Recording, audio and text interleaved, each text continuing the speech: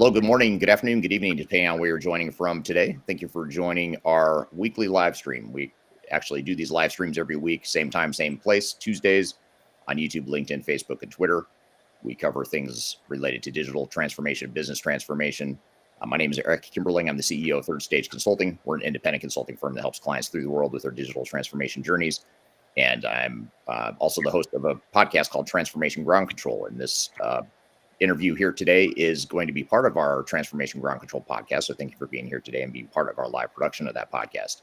Today's topic is integrating and standardizing operations during M&A and growth. So we're going to talk about how to integrate and standardize, consolidate operations, and really scale for growth, whether you're a larger organization that's out acquiring other companies or whether you're just going through organic growth or any other sort of business transformation. We just want to talk about what some of the challenges are with going through that sort of transformation where you're trying to integrate and standardize operations and technologies across your operations. I'm going to introduce our guest here in just a moment, but before I do, a couple quick things.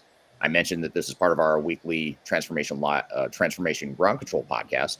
You can watch that podcast, past episodes at transformationgroundcontrol.com. You can also subscribe on Apple Music and Spotify and any other audio podcast platform as well, or just go to transformationgroundcontrol.com to see where you can listen and watch. I'd love to get any audience questions on this topic as we get into the thread here today with our guest.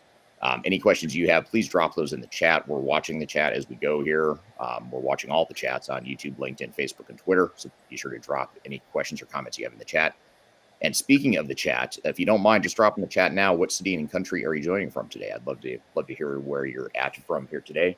I am based in Denver, but I am in Chicago today. So that's where I'm at. And I'll let our guest introduce herself and tell us where she's from. But in the meantime, please tell us where you're joining from today. We'd love to hear where the global community is joining us from here today.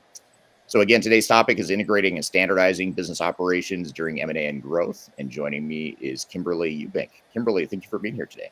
Thank you very much. And I am in Atlanta today. That is where I live. And so I'm coming from you from my home office.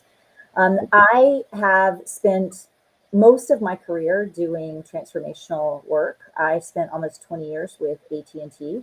And I would say that my transformation and kind of M&A journey started actually with the merger and acquisition between AT&T Wireless and Singular Wireless. I led the day one readiness for their merger integration, which at the time was the largest all-cash deal in the history of the U.S., $41 billion, and it impacted about 46 million customers. So that's kind of how my fascination with transformation began. And then I've been since then in a series of other companies, in a series of other industries, leading change and transformation. And so I've done customer service transformations, I've done digital transformations, I've done end-to-end customer journey transformations. I've been in telecom, financial services, manufacturing. So I've been around the block where transformation is concerned.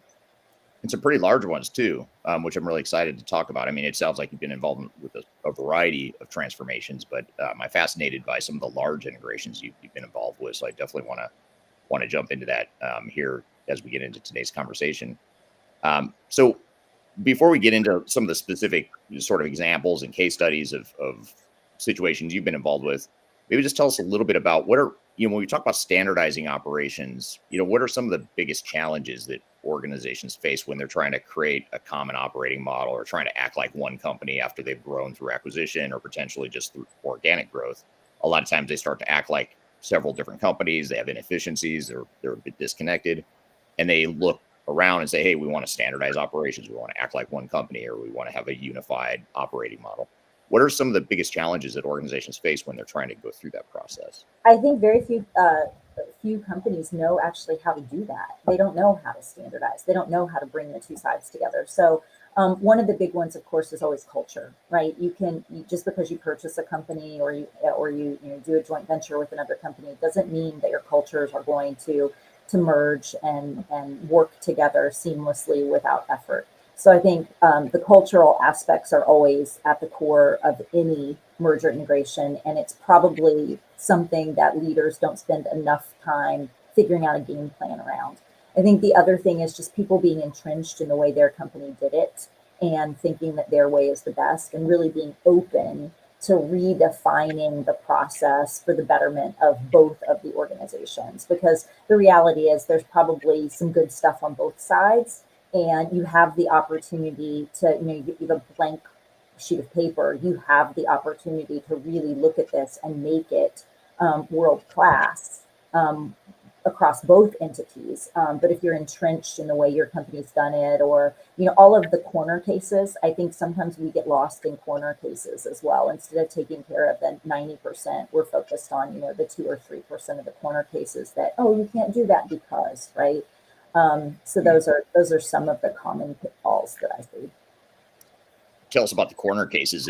Are those is another way to frame that? Are those the squeaky wheels, or the way things have always been, so therefore we don't want to change? Is that sort of what you mean by the corner cases? The exceptions to the rule, right? So 95% of the customers flow through this one way, but you have this really weird customer type or situation where you sell to something that's completely different from everything else. And so you've created your own kind of kludgy process to handle that, or you've put in a lot of custom automation to handle those types of use cases. And so, instead of evolving the 95 or the 97% of the customers, you kind of have stayed static because of that 3% of the customers that are, quite frankly, holding you back. And the reality is you can do both, but you just have to be open to reimagining the both sides of that, the 3% and the 97%. Yeah. Why, when companies are growing or scaling for growth, either again through acquisition or organic growth, why is standardization so important? I guess if we just back up even more. Yeah, you're not going to be able to scale gracefully if you're like most companies, most startup companies. Most startup companies are doing things through sheer brute force, right? They didn't have the automations in place. They maybe didn't have the talent to even know they needed the automations in place. They grew kind of organically over time, and often you get out in front of your skis, right? And your growth starts surpassing your ability to handle the day-to-day operations. And so what I find when I go into those companies is there's a lot of things still being done manually, a lot of spreadsheets, a lot of people. I had an old CEO at a company calling it sneaker net, right? That people just walk from desk to desk to desk to get things done, even in this day and age. And so that's just not something that you can scale gracefully. And so one of the things when I go in and do an assessment of a company that I like to ask people as I'm doing the interviews is, okay, so your company has to triple in size in 3 years or 5 years or whatever the goal is, assuming you're not going to get more people, right? Because we're not going to put more hamsters on the wheel, right? Assuming that you're not going to get more people, what things have to be fixed or automated or reinvented in order for you to handle 3 times the work with the same number of people? And when you phrase it like that, then people start to open up a bit about, oh, well, if you ask me like that, then if you're not going to give me 5 more people to keep doing this manually, then I would need help with this thing and this thing and this thing. Right. Yeah.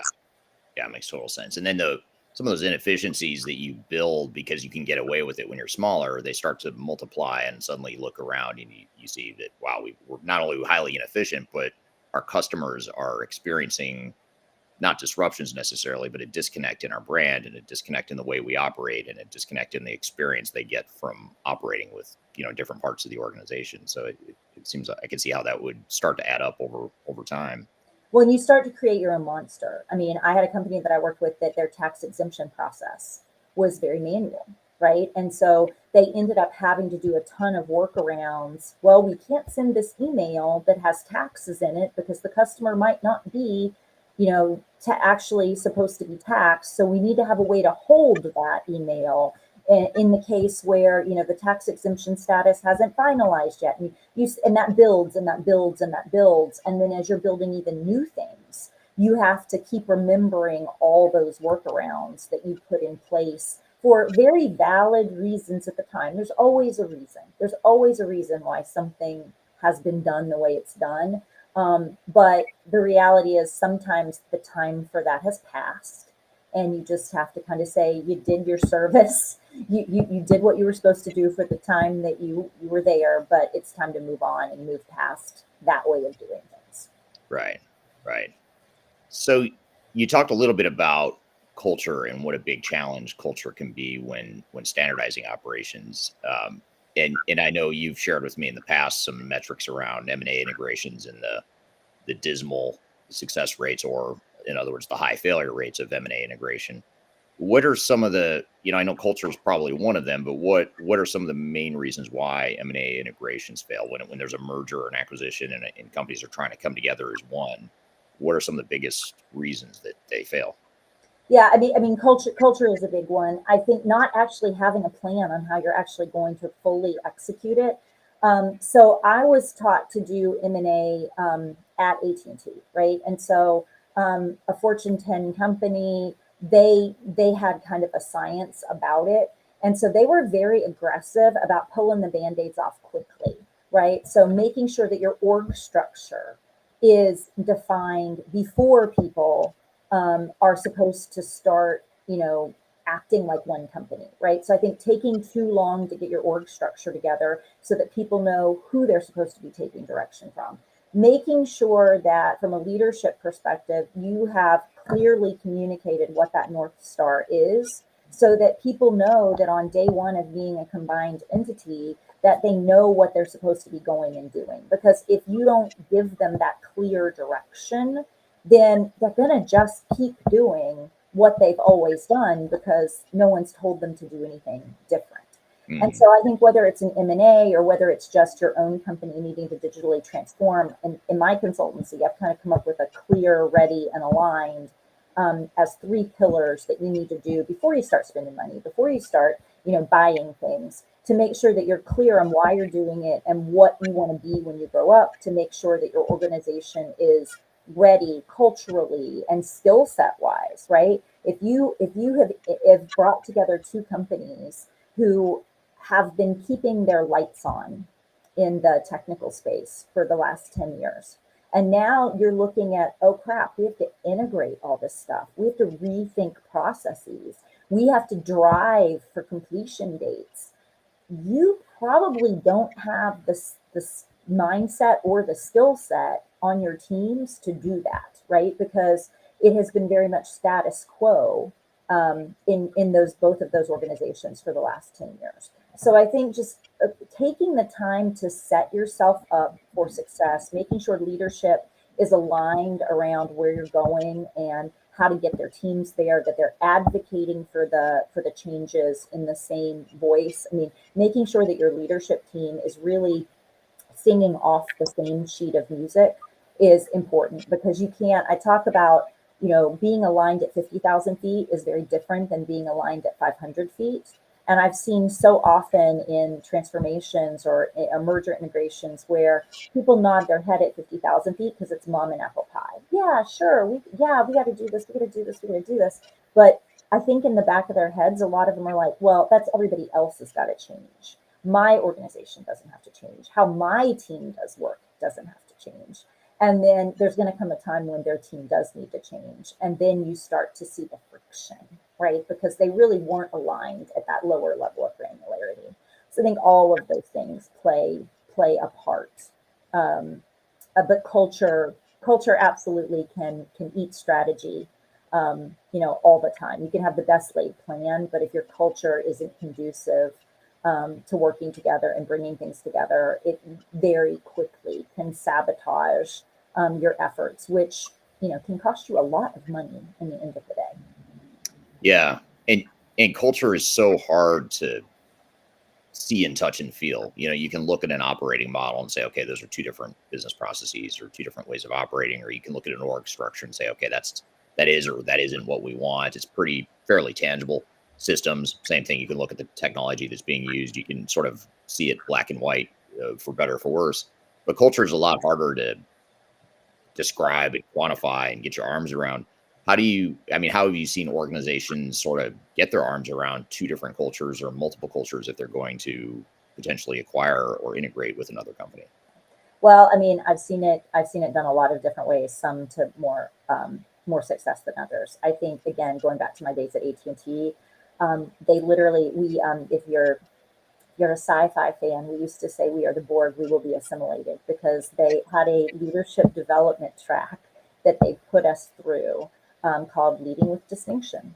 And every single year you went to Leading with Distinction, and they picked a theme, whether it was innovation, where they talked about, we want to innovate, we want to fail fast, resilience, right? There's a lot of change, how to be resilient with the change. There's a different theme kind of every year, and they put all the different levels of the organization through what we, colloquially were like an indoctrination program, right? To make sure that we understood what those pillars that they wanted us to be. And I think I worked with a company recently that had what they called a from to model. Here are our current behaviors, and we want to go from this to these new behaviors, right? And so however you phrase it, I think you as a leadership team really have to come out with, these are the behaviors that we want you to perform to going forward, and to manage your teams to going forward. So I've seen that. And during that program, actually, one of the consultants that came in to do that program said it takes 7 years to change a culture, to really change a culture. And I believe that. Now, do I think a transformation or M&A can take 7 years? Absolutely not. You got to get your technology and all of your synergies from the purchase. You have to have that way under 7 years. But supposedly 7 years to change a culture.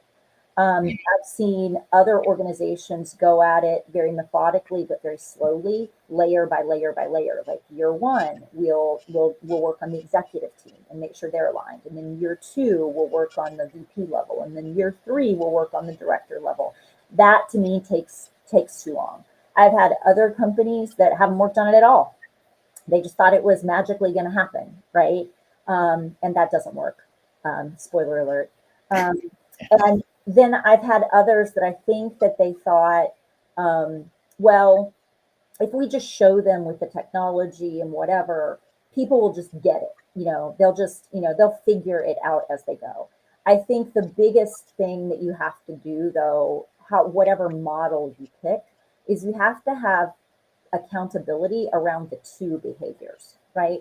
Once you define what from and to is, then you need to hold people accountable to the twos. And if you start seeing them regress back to their from behaviors, you got to call them on it. And that's where I see leaders not really sticking with the program, right? Because it's easier to let people just, be what they've always been.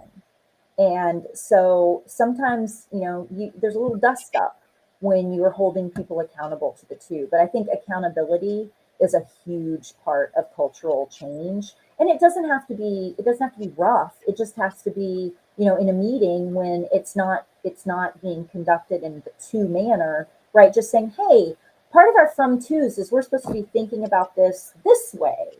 Are we really doing that here? Like maybe we should take a step back, right? So there's ways to do it that are non-confrontational, but the repetition, just like a child watching, their cartoons, they have to watch it, a million times to get the concept. Adults need that repetition as well. Yeah. So can you come back to those three pillars you mentioned before? I think you said clarity, readiness, and alignment. Were those the three? Clear, ready, aligned. Yep. Mm-hmm. Could you maybe unpack those a little bit more, just each of those three? And I also want to ask you a follow-up on why it sounds, so far from what I understand about it, it sounds fairly intuitive, but it sounds like it's not intuitive in terms of how organizations approach M&A. But maybe explain the three first, and let's come back to why organizations don't follow this approach. Yeah.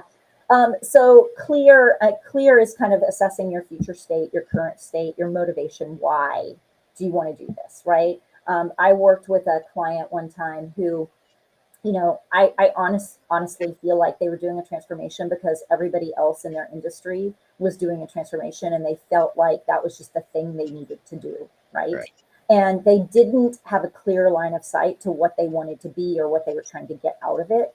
And so when you don't have that clarity of why you're doing it and what you're going to be when you come out, you're not going to be able to articulate that clearly to your workforce, and therefore you're not going to be able to get the buy-in. I think the other thing that the clear pillar does is it talks about vulnerabilities and feasibility, right? You could know that your business needs this, but is it feasible that your company can do it? Can what are the roadblocks that would stand in your way from a leadership perspective?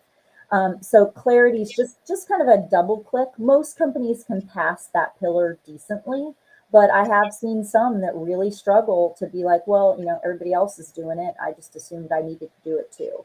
And then when you get to readiness, that really talks about the cultural piece of it.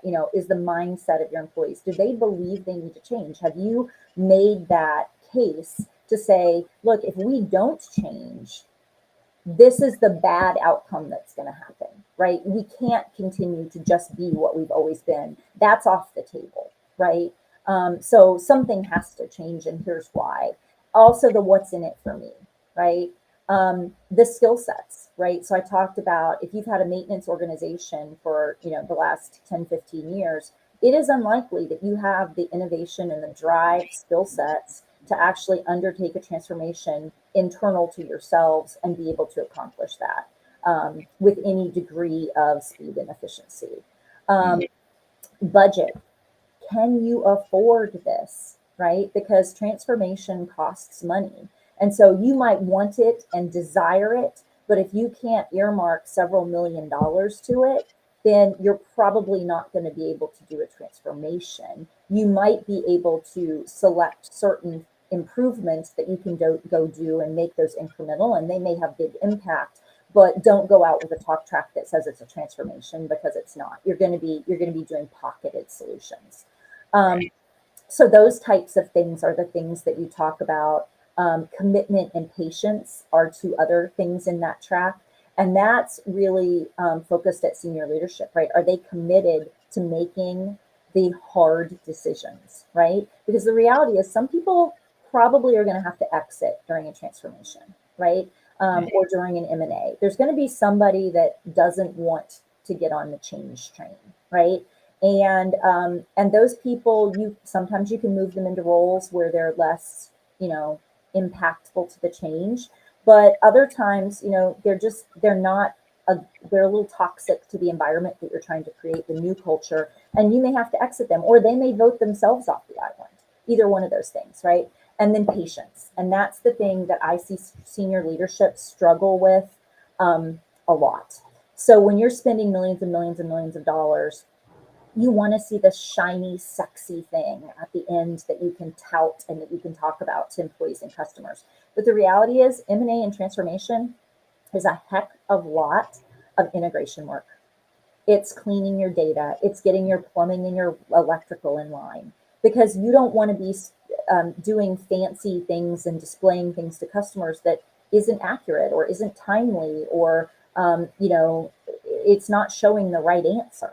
And so as a result of that, the first year or two can actually be very much behind the curtain.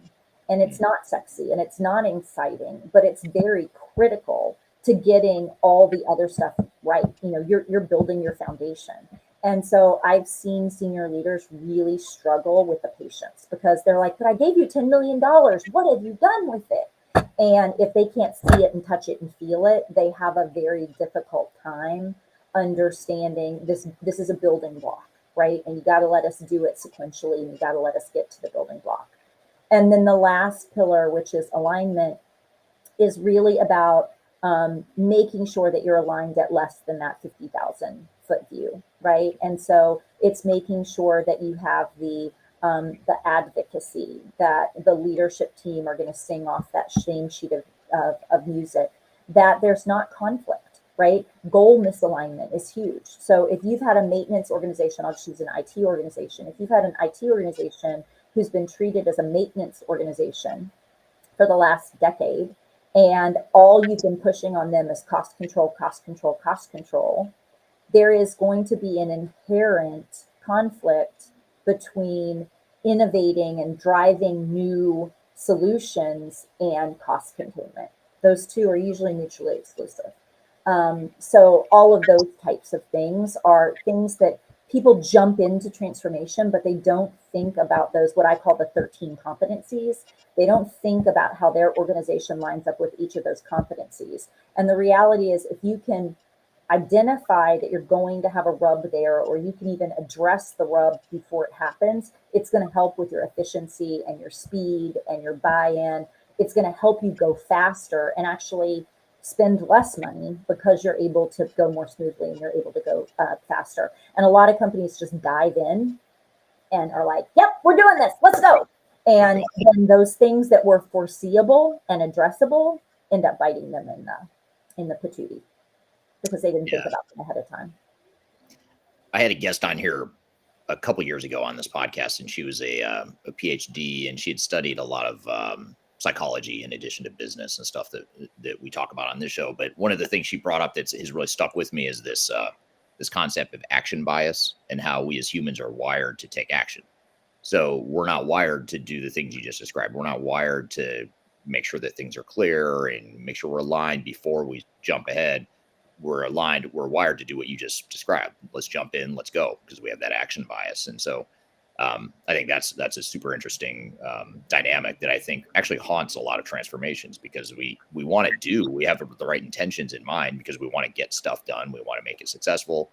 But in doing so, we sort of run the wrong direction. Or we don't have the map. We don't have a blueprint for what it is we're trying to accomplish. I mean, the old adage of proper planning prevents poor performance.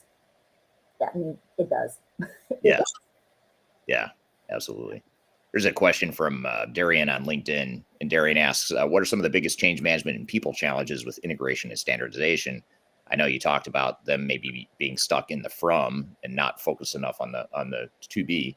Is there anything else that you see from a people perspective that you think are some of the biggest challenges you've seen when trying to integrate operations? I think it's the accountability. Accountability to actually, hold people to that. This is the new way forward. You can't regress. You can't go back. We're not going to do that.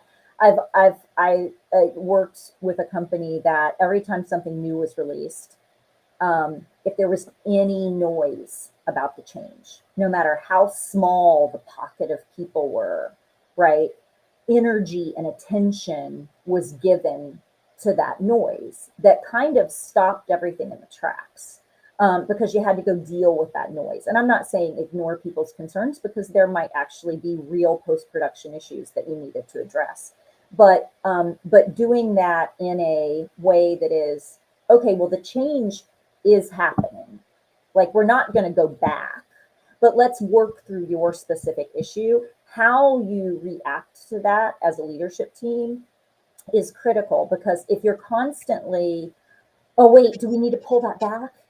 It's not perfect, right? If you constantly have that, then you're sending a signal to your team that maybe this change is optional. And maybe if I raise my hand enough and I'm a squeaky enough wheel, they'll just stop doing this and they'll go back to the way that they've done it before. So I think being committed to the forward plan, articulating that, realizing that 100% of the people are not going to be happy.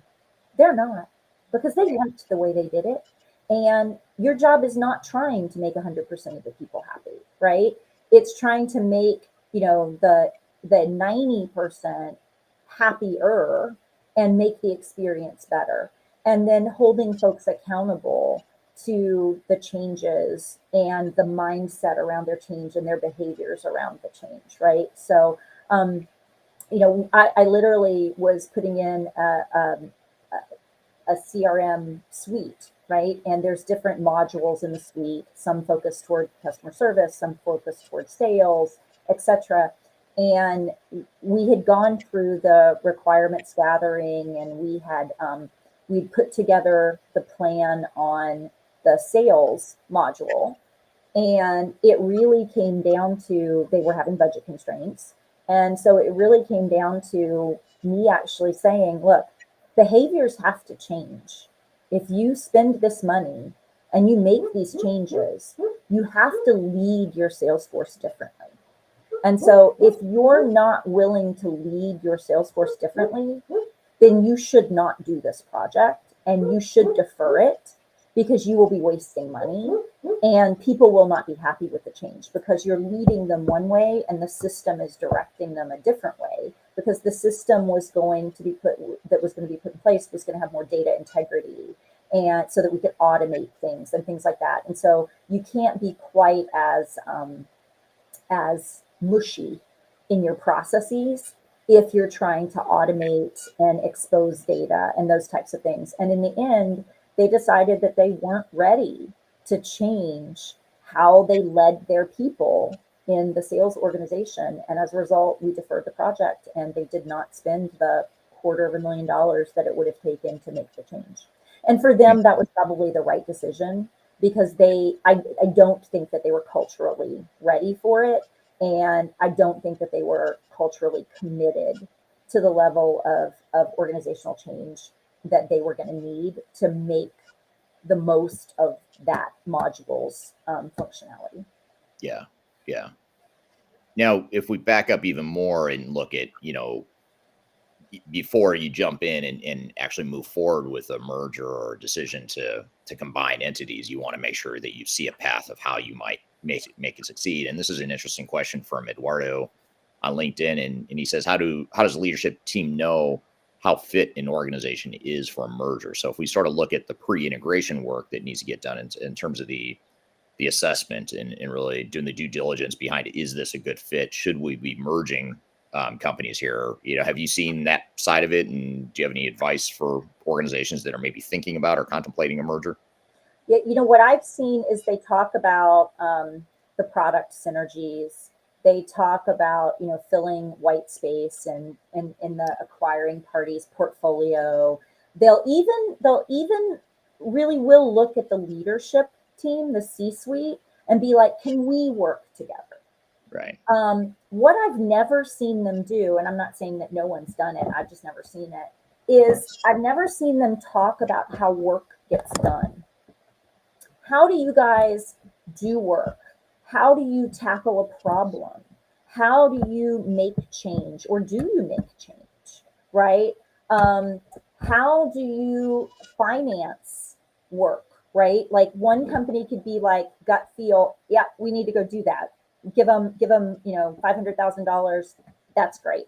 Another may have a very structured business case process, right?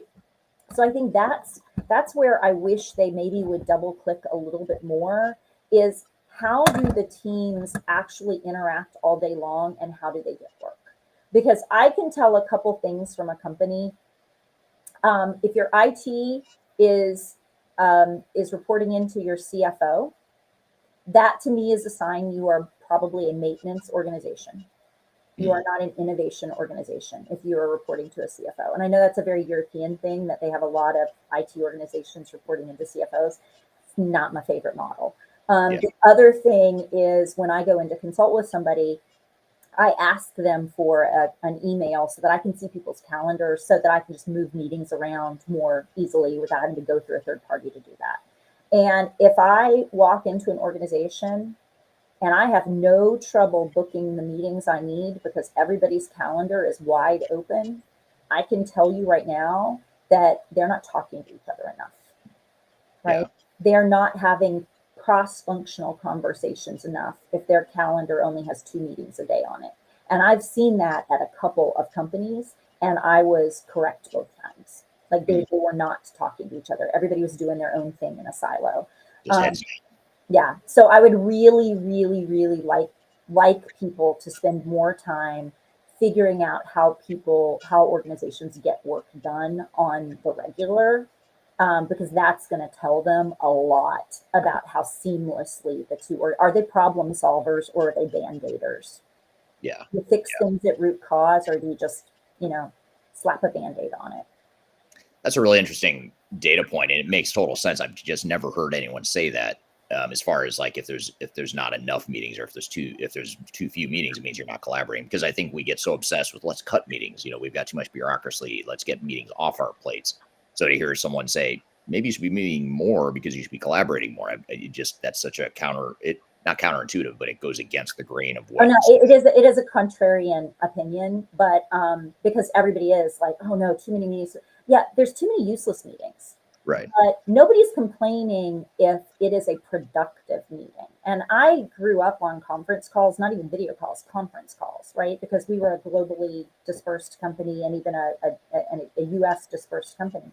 So this whole talk track of you can't have a productive meeting remotely or over the phone or over video, I don't buy it because it's been my entire career.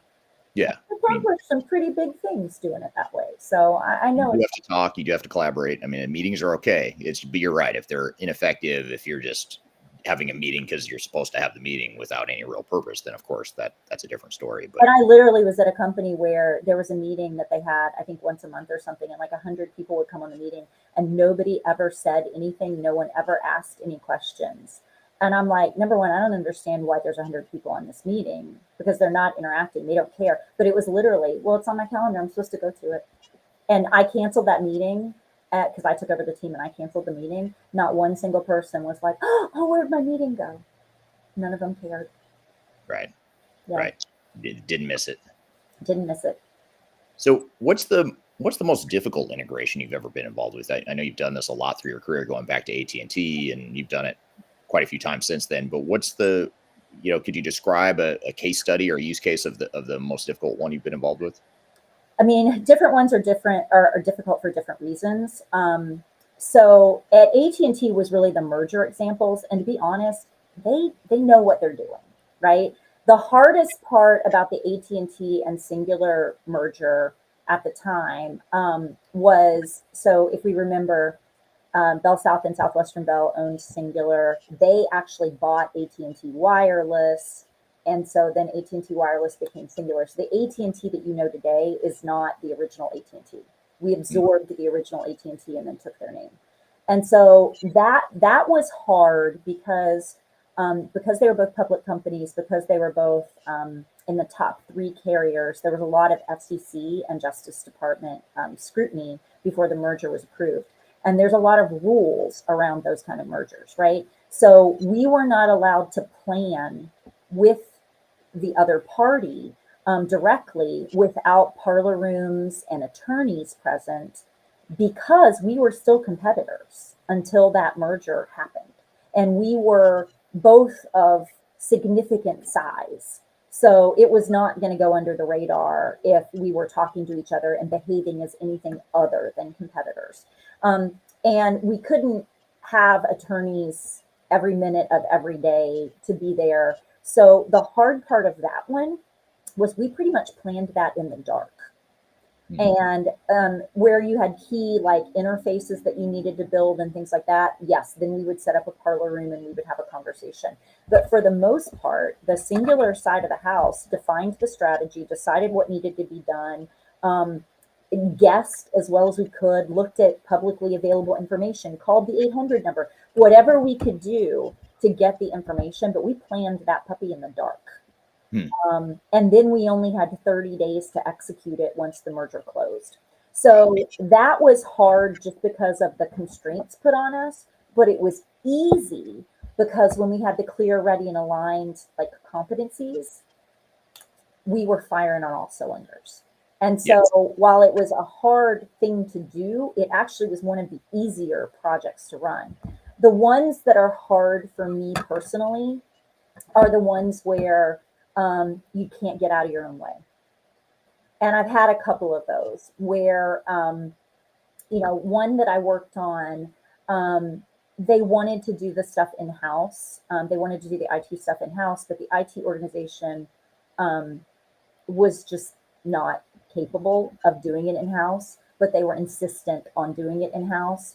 And as a result, things were just not going as fast as it needed to go. We were burning money.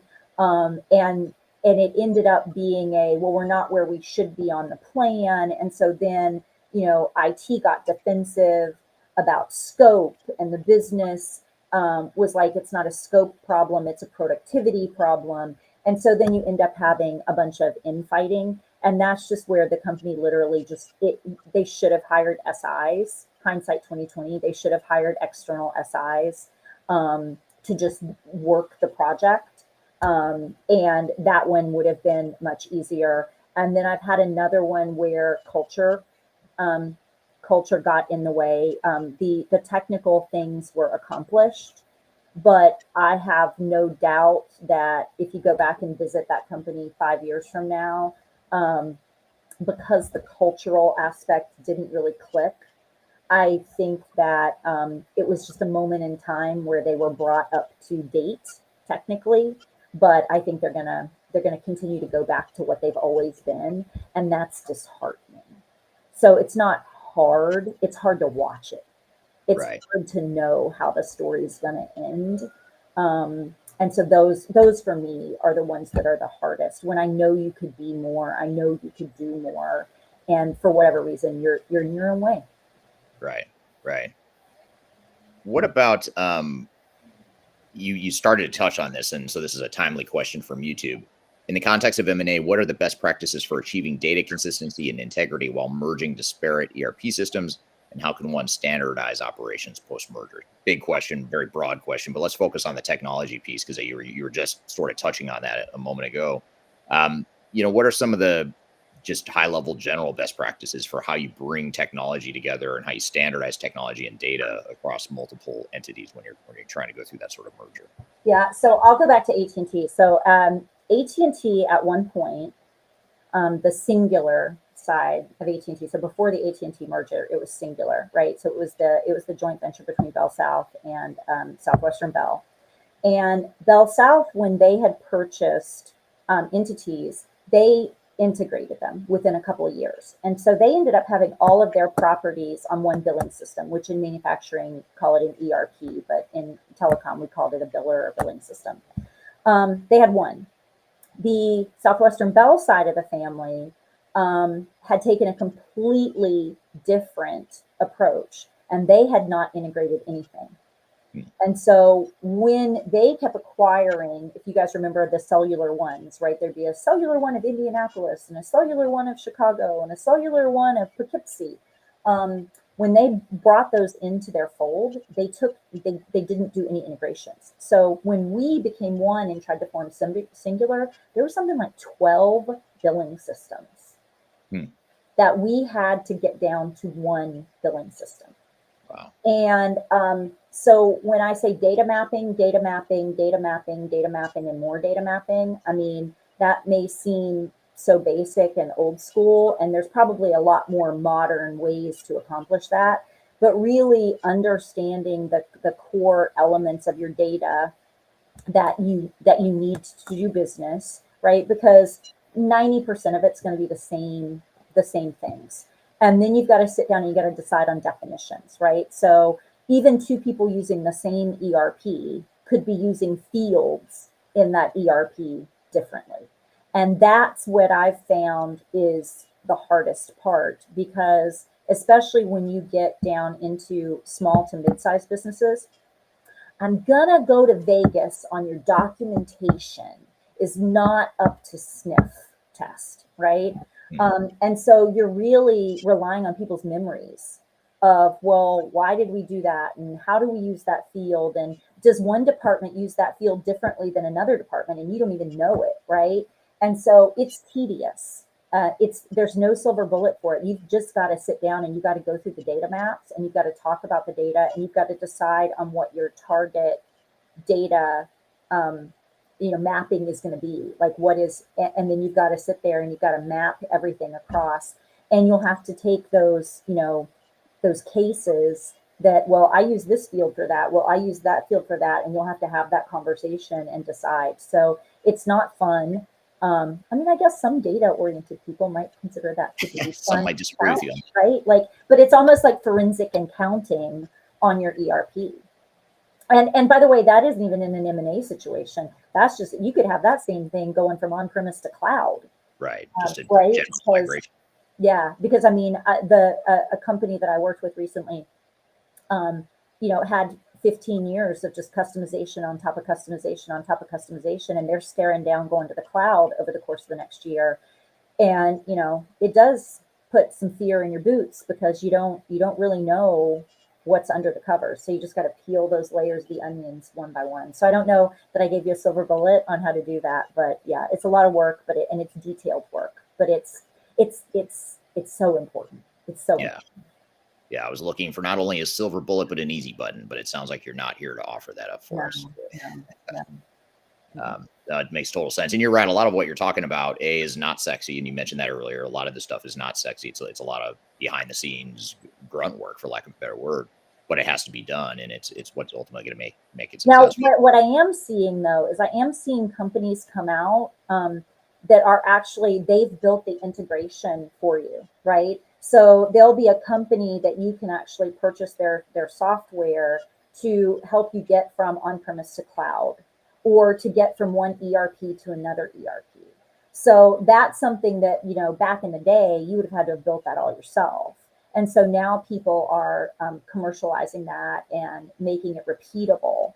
And so you still have to do the work to do the mappings, but the transfer over, I think there are companies out there specializing in that to make that a little simpler and seamless for you. Yeah. Yeah. Makes sense. There's a question I want to elaborate. I'm going to change the question a little bit just to broaden it a little bit, but because I think it's a really good question that applies to multiple areas. This is from William on YouTube. William says a large M&A will have a host of layoffs due to redundancy, et cetera. How do you determine who stays and who goes? Do you defer to the acquiring company? And actually, why don't I broaden that? Just talk about people and technology. When you look at what people are going to stay or go, and what technologies or systems are going to stay or go, or how are you going to address technology? What's the sort of the pecking order or the hierarchy of how that typically works, or where you've seen it be most successful in terms of who determines what people, what technologies are going to stay or go? Yeah. So in the technology space, I have typically seen that to be acquiring companies' tech is probably going to win unless they're not happy with their solution. Hmm. So let's say they're a Salesforce house. You're probably going to Salesforce, right? But let's say that their ERP, they don't like their ERP, or they're having issues with their ERP, or their ERP is on premise and your ERP is already in the cloud. In that case, they, if they're doing it the way they should be doing it, then they're looking at it and going, oh, well, actually, instead of bringing them over to on-premise and then having to take both of us to cloud later, let's just us go to cloud and go to your ERP and get it over in one fell swoop, right? So on technology, I have typically found that the acquiring companies' technology will win, just because it's in place. And it's working. As long as it's working for them and it's already integrated into everything else, it's just one less thing that they have to deal with. On the people side, you know, I, there's going to be as many different flavors of this as the companies that undertake it. Yes, there will be redundancy. Yes, you don't need two people doing the same job. I have seen some companies, though, keep both sets of people for a long time because they're afraid that the historical knowledge isn't going to transfer. So they're afraid, and it's something legitimate that you should be concerned about. There's a lot of tribal knowledge that's in people's heads. It's not all going to be documented. And so I wouldn't be doing a mass cut 6 months in, right? I probably would wait a year to let people commingle and learn about each other. And then you've seen, number one, you've seen how they work. You see if they're on board with the new situation, and you can make specific recommendations, specific to the people for that particular job. I will say that what I would do quickly is everybody has low performers. Everybody has people in their organization that they're like, oh my gosh, like I don't have enough to exit them. Like they're doing just the bare minimum to stay above that line. So I don't have enough to exit them, but I also don't have the leeway to offer them a package, right? Right when you merge, that's the time to try and get those folks out, right? Because you can offer some RIFs, some reduction in force packages, and you can target those people that you as a boss may have already had on your radar. They weren't adding value to one company, so the odds that they're going to be adding value to the combined company probably isn't high either. But for people who are contributing and are, going along with the plan, I would keep them a little bit longer, and I would build that into the business case, right? Mm. To keep that a little bit longer. Now, where you can't do that is at senior leadership levels. You can't have two dueling senior vice presidents of the same thing. You can't have two dueling VPs of the same thing, right? But at the senior manager level, you can disperse the work. Well, you have this part of branding and you have this part of branding, or however you want to do it.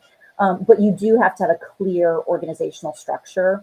And so the other thing that I think AT&T did very well was every time they merged in, before the date of the merger happened or within a week of the merger closing, you had an organizational structure that said, this is how, this is who's going to own what. And they sorted that very quickly. And then it was up to those folks to sort their organizations accordingly. And that takes a minute. That takes a minute. Right. Right. Yeah, that makes total sense. Now, what about getting started? Here's a question from Darian, which is a good sort of capstone question here to tie this all together and bring together all the threads you've talked about so far, Kimberly. But what advice do you have for businesses beginning a digital or business transformation or an integration effort? Let's just broaden that a little bit to talk about, specifically around integration or any sort of M&A integration, or they're trying to standardize. How do you get started? I imagine you probably come back to those three tenets that you started with, but how would you summarize that for us? Yeah, well, you can call me and I'll help you.